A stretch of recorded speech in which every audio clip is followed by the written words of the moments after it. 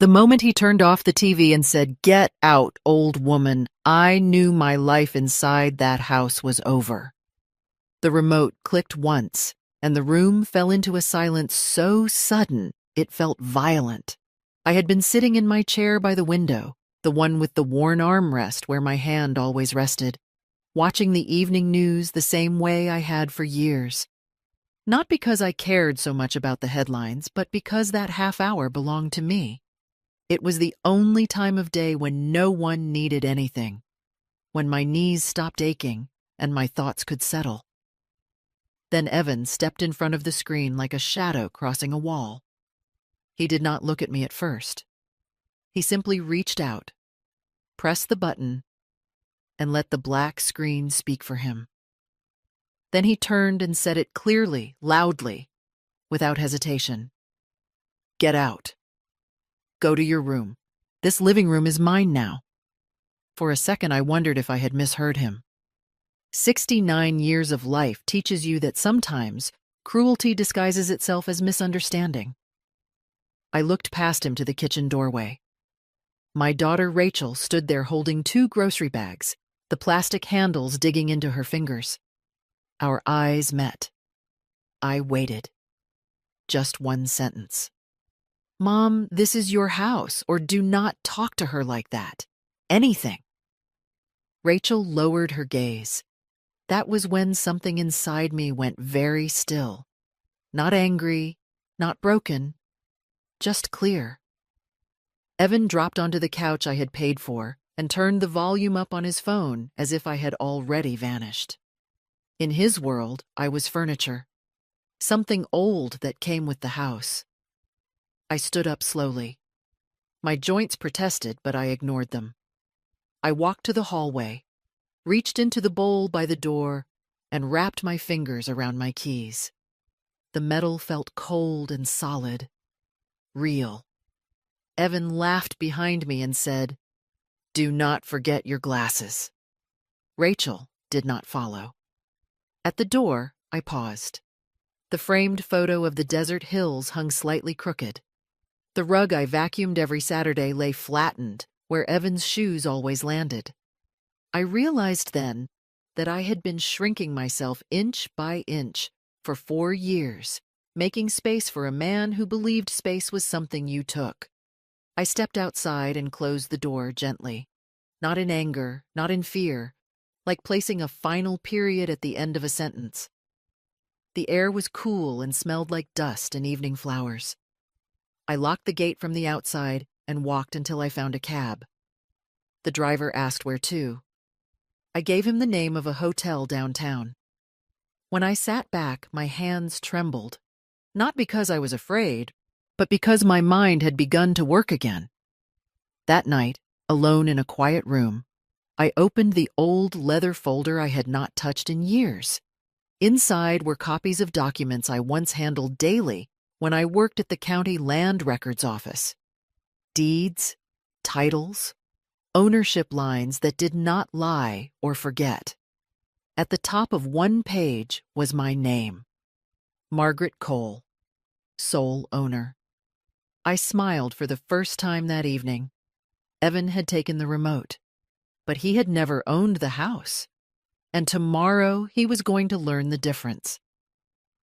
I did not sleep much that night, but it was not the restless kind of sleeplessness that comes from fear.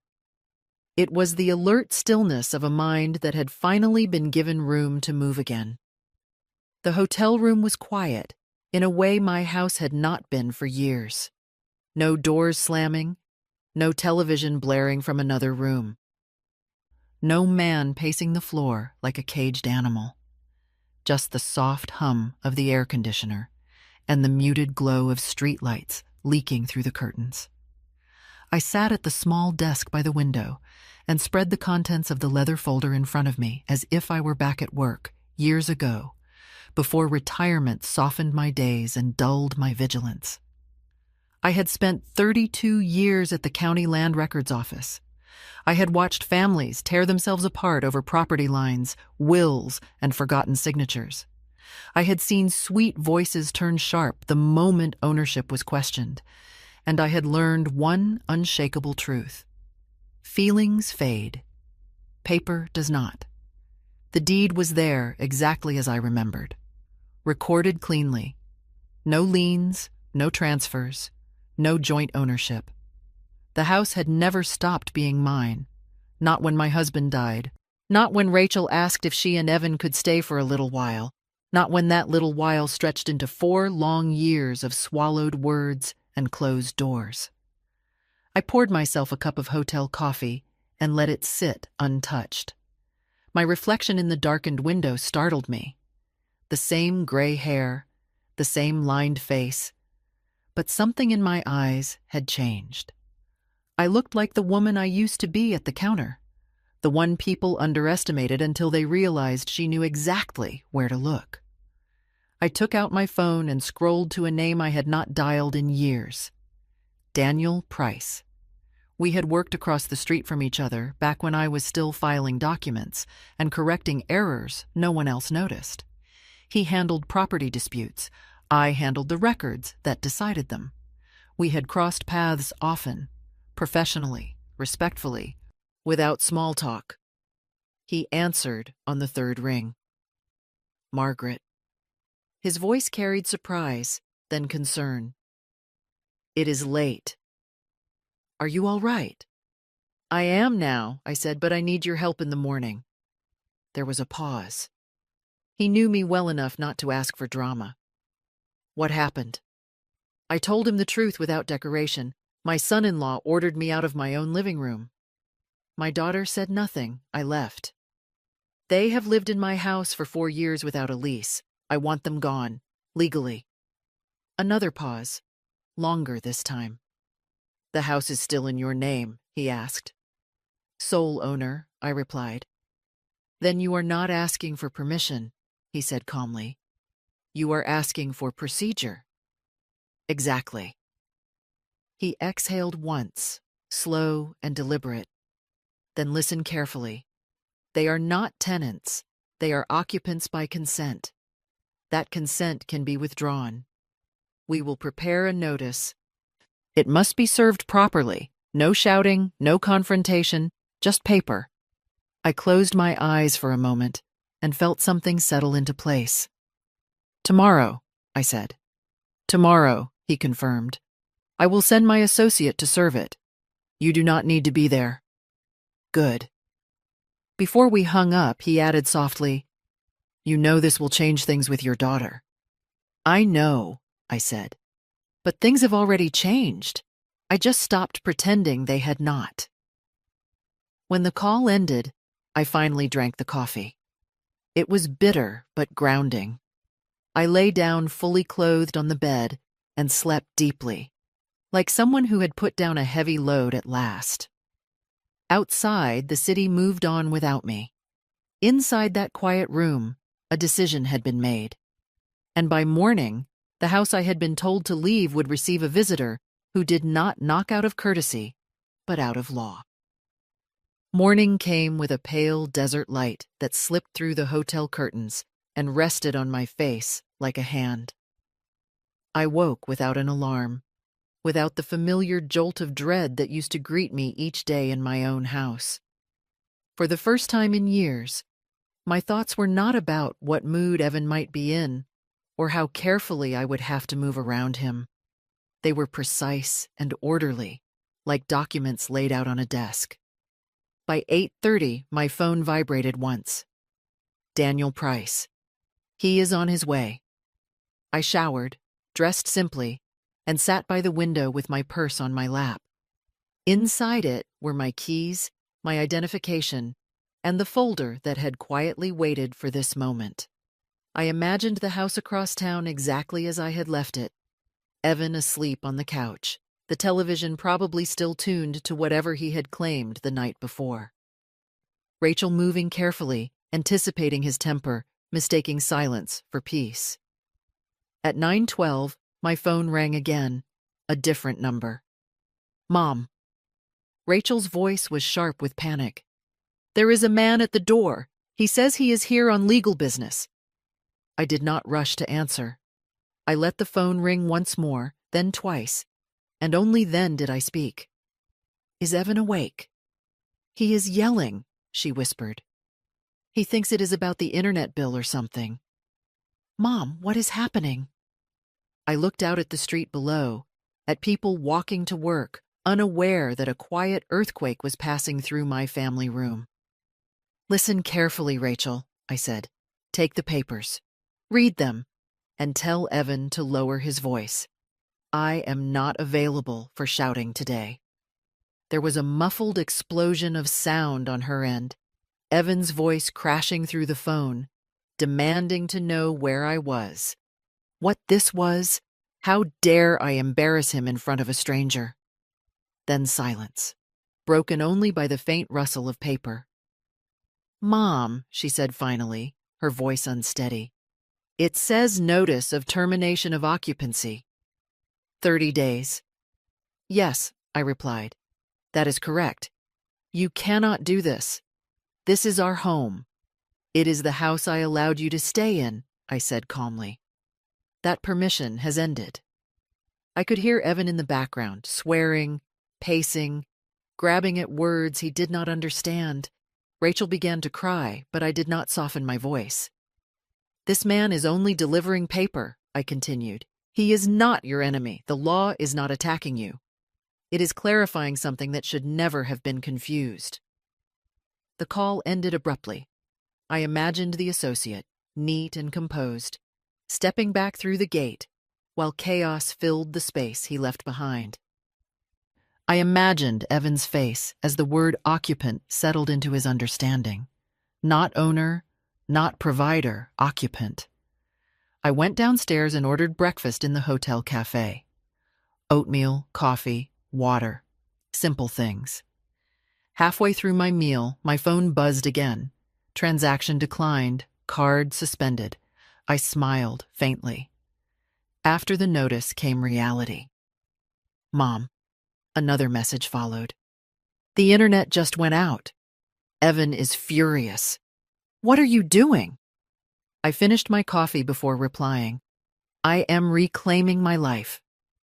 I set the phone face down and let the city noise wash over me. Somewhere across town, a man who had mistaken volume for authority was learning how thin his ground really was. And somewhere inside myself, a door that had been closed for years had finally opened. This was only the beginning. The first real crack appeared at a grocery store 20 minutes from my hotel. I did not see it happen, but I felt it through my phone. Rachel's name flashed again, followed by a stream of messages so fast they blurred together. "The card is not working. The cashier is staring. People are watching. Evan says fix it now. Mom, please." I let the phone sit beside me on the table while I finished my oatmeal. I wiped my mouth, folded the napkin carefully, and only then picked it up. "It is not broken," I typed. "It is closed." The reply came immediately, furious and unfiltered. "You cannot do this. That card is for groceries, for necessities." "For 4 years," I answered silently. "For 4 years, you lived without rent, utilities, or contribution. This is not an emergency. This is a correction."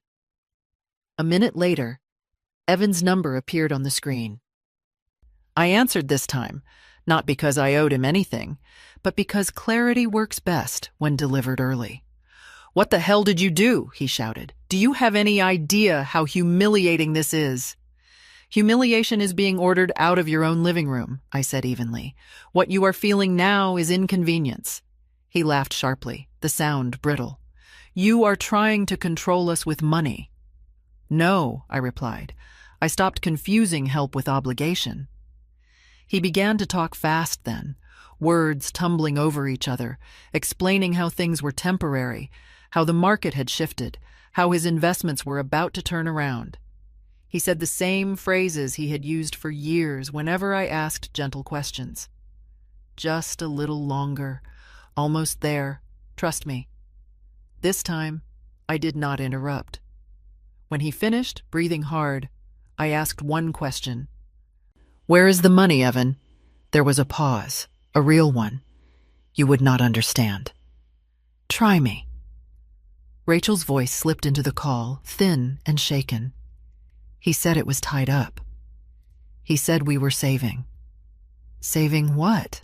I asked her softly. Another silence. Then Evan snapped back in, anger covering something else now. Fear. You are overreacting. You cannot just pull the rug out from under us.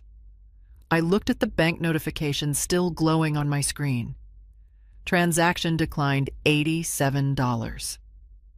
Meat department. You pulled the rug out from under yourselves, I said. I simply stopped holding it up. I ended the call. At the hotel, I walked to the window and stood there, phone in hand. More messages came in. Evan accusing, Rachel pleading. I did not answer. Silence was no longer absence. It was a boundary. A little later, another notification arrived. This one was quieter, but heavier. Account update. Supplementary card closed. Alerts active on primary holder only. I sat down on the edge of the bed and let the weight of it settle. The money had been my voice for years, speaking when I would not. Now that voice was gone, and what remained was truth. Across town, Evan was discovering what happens when confidence meets arithmetic. When promises are asked to show receipts. When the noise stops and only numbers remain. I did not feel victorious. I felt steady. By late afternoon, Daniel texted me. Expect escalation. When money stops, masks fall. Be ready for tomorrow. I typed back one word. Ready. As the sun lowered over the city, I realized something else had stopped along with the money, the fear. It had nowhere to live anymore. And without it, everything Evan had built his authority on began to collapse, quietly, publicly, and all at once. The conference room was colder than I expected, the kind of cold that sharpens your thoughts whether you want it to or not. I arrived early and chose the chair at the end of the table, not out of strategy but out of habit. From there I could see everything clearly, the door, the windows, the faces when they came in. Daniel Price sat to my right, his folders stacked neatly, pen aligned with the edge of the table. He nodded once, a small gesture of readiness. In front of me lay three things only: my identification, the deed, the notice. At exactly 10 o'clock, the door opened. Evan entered first, moving too fast, shoulders tight, jaw set like he was bracing for impact. His shirt was wrinkled, his tie loose. Eyes rimmed red from a night that had not gone his way. Rachel followed a step behind, clutching her purse with both hands as if it were the only solid thing left in her world. She did not look at me at first. Please be seated, Daniel said calmly. We are not here to play games, Evan snapped, dropping into a chair. We have lived in that house for years. You cannot just throw us out. I waited. Let him speak. People always reveal themselves if you give them enough rope. We have rights, Evan continued, his voice rising.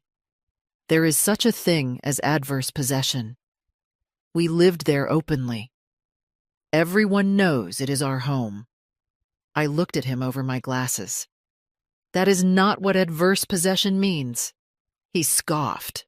Of course you would say that. I spent 3 decades recording property claims, I replied. Adverse possession requires the owner to be absent, unaware, and unpaid. I lived there. I paid everything, and I am very aware. Daniel slid the deed forward slightly, not as a threat, but as a fact. The ownership is clear. There is no lease. Consent has been withdrawn. The notice is valid. Evan turned to Rachel then, panic flashing through his anger. Tell them this is unfair. Rachel finally looked at me. Her eyes searched my face for the softness she remembered, the mother who fixed things quietly. She did not find it. "Mom," she whispered, "he said we were saving. He said everything was under control. That was my opening." "Saving requires numbers," I said. I reached into my folder and placed several documents on the table. Bank statements, loan notices, a brokerage summary printed in black and white. "What is this?" Evan barked, reaching for them. Daniel's hand stopped his. "Let her read it." Rachel picked up the pages. Her eyes moved quickly at first, then slower, then froze. Her breath caught. I watched the exact moment understanding replaced hope. "It is negative," she said softly. "There is nothing here." "Worse than nothing," I corrected. "Debt. Margin calls, losses rolled over again and again." Evan leaned back, color draining from his face. "It was temporary," he said weakly. "The market would have turned." "So you needed my house to buy time," I said, "and my silence to keep your story alive." He slammed his hand on the table. "I am your son-in-law. Family helps family. Family does not silence its elders," I replied. "Family does not fund lies." I stood then, slowly, deliberately. The room followed me into stillness. "Here are the terms. 30 days. No extensions. Utilities and accounts in my name remain closed. Any attempt to intimidate or harass me will be documented and addressed legally. When I collect my belongings, I expect no confrontation." Rachel's shoulders shook. Evan said nothing. "And one more thing," I added, turning to my daughter. "What you do next is your choice. You can stay tied to a man who spent 4 years spending your future, or you can step away and build your own. I will not finance either decision." Daniel closed his folder. "This meeting is concluded." As I walked past Evan, I paused just long enough to say quietly, "You confused my patience with permission. That mistake will cost you." The door closed behind me with a soft, final click. For the first time, the law had spoken louder than his voice. The fallout did not take long. By the time I reached the hotel, my phone was already vibrating again, not with anger this time, but with something thinner and more fragile. Fear travels faster when there is nowhere left to hide it. Daniel called first. His voice was measured, professional. Evan contacted his employer during the meeting. He was emotional, accusatory. He copied people he should not have.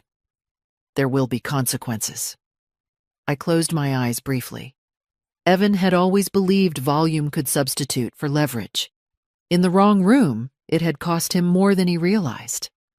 That evening, as the light outside softened and the city cooled, my phone rang with Rachel's name. I answered. "I did not get in the car," she said immediately. Her voice was flat, exhausted. "He was shouting in the parking lot, telling me I owed him loyalty. I just walked away." "Good," I said quietly. "Where are you now?" "I am sitting on a bench. I do not know where to go." "You know how to work," I said. "You know how to breathe. Start there." She was silent for a moment, then asked the question I had been waiting for. "If I leave him, will you still be my mother?" I felt the weight of it in my chest, not as pain, but as gravity. "I will always be your mother," I said, "but I will never again be your shelter from consequences that are not mine." She exhaled, a long, shaky breath. "He says you destroyed our family." "No, Rachel. I stopped paying for the lie. That is not destruction. That is truth." That night, she slept on a friend's couch. The next morning, she signed a short-term lease on a small studio apartment near her job. It had thin walls and a window that faced a brick alley, but it was hers. She opened her own bank account. She canceled the shared credit line. She did not tell Evan where she lived. A week later, she called me again. Her voice sounded different, clearer. I met with a lawyer, she said. I am filing for divorce. I said nothing for a moment, letting the words settle between us. Then I said, I am proud of you. She laughed softly, a sound edged with disbelief. I keep thinking if you had turned the internet back on, if you had fixed the card, I would have gone back. I would have apologized. I would still be there. I know, I said. That is why I did not. We talked for a long time that night.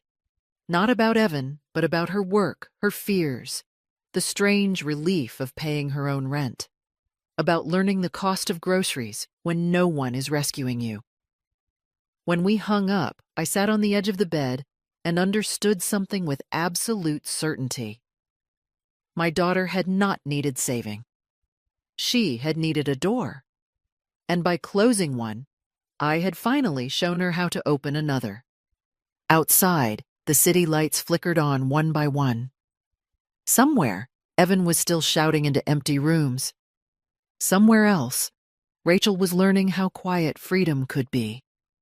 And for the first time since he told me to get out, the house no longer felt like the center of the story. The people were. Day 30 arrived without ceremony. I did not wake up with dread or anticipation. I woke the way I used to before Evan moved in, calm, clear-headed, unhurried. I made coffee in the hotel room, stood by the window, and watched the city stretch itself awake. Today was not about confrontation. It was about completion. Daniel had insisted I not be present. Let the paper finish the work, he had said. Let the house breathe before you walk back in. So I left town for the morning. I drove west until the buildings thinned and the road opened into pale desert light. I sat in a quiet cafe, ordered toast and eggs, and read a book without turning the page too quickly. Every so often, my phone buzzed, but I did not rush to it. At 9:47, a single message appeared. They are loading the truck. At 10:12, keys will be handed over shortly. At 11, inventory completed. Minor damage noted. Locks intact. At 11:30, they are gone. That was all. No shouting, no dramatic calls, no final accusations.